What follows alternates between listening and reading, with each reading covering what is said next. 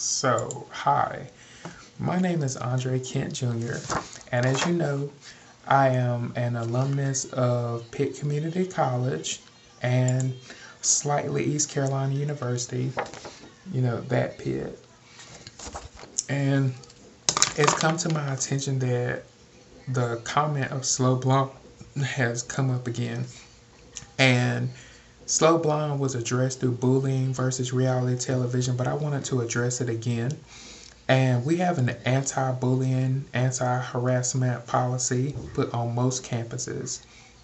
However, with Slow Blonde, I didn't agree because it was a moment where the actions of a bully caused the comment Slow Blonde.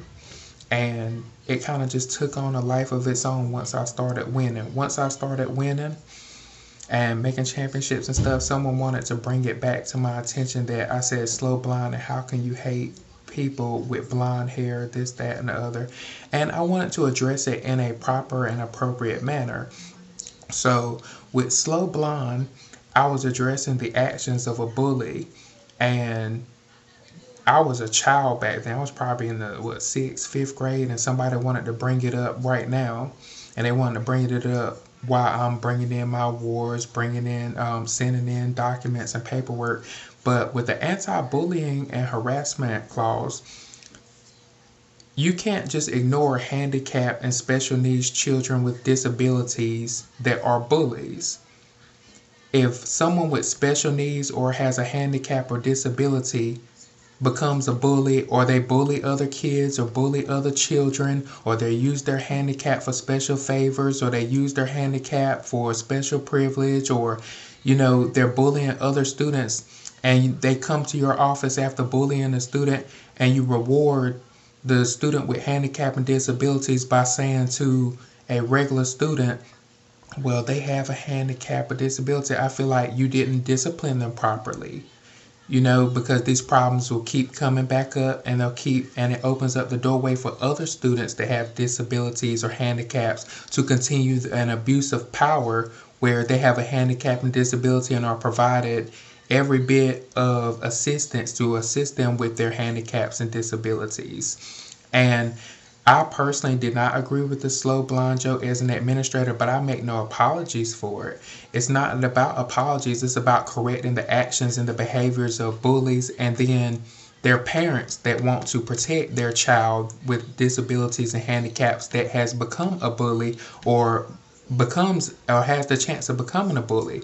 And I don't want to be put in a position where someone with handicap or special needs get special privileges over a regular student where they normally wouldn't, and then they're not disciplined appropriately, and it opens up a doorway politically for someone to say, well, maybe we should do away with FLSA or Title IX or the rights under Title IX or any of those policies and guidelines.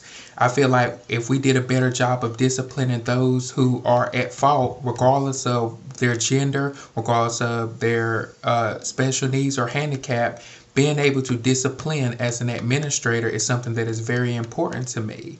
And being an administrator, working to be an administrator now, I have to address it because I had to fire some people from my home office. I realized there was so much work and production that wasn't getting done because people took offense to slow blonde and saying slow blonde or calling somebody slow blonde.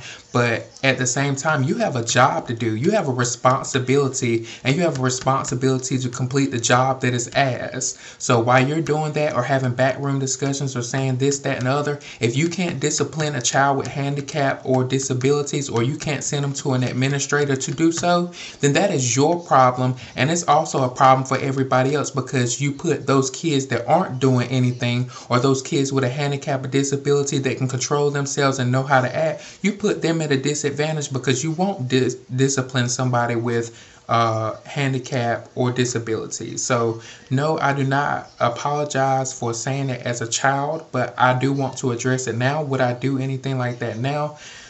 No, I'm normally straight up. I'm normally straight up to your face, telling you how it is and how it's supposed to be. But I didn't need everybody focusing directly on me and what I was doing and how I was presenting my information. Because at the same time, if you chose the opportunity to take shots because of that joke or because of that line or however you perceive slow blind, but you couldn't correct or address the bully, then you didn't need to be in my presence and you didn't need to be in other people's presence with your child that it affects as well. So I had to fire some people and tell them, you're no longer here, you're no longer invited, you got to go. You have to leave, you have to disappear, you cannot stay here. You take you and your child because you don't want your child disciplined, and there's so many other students that you have to worry about and I have to worry about and be worried about. So I can't let you take a political move and make a political move off of something that happened when I was a child or a student. So I appreciate you all letting me give you some background. May it enlighten you.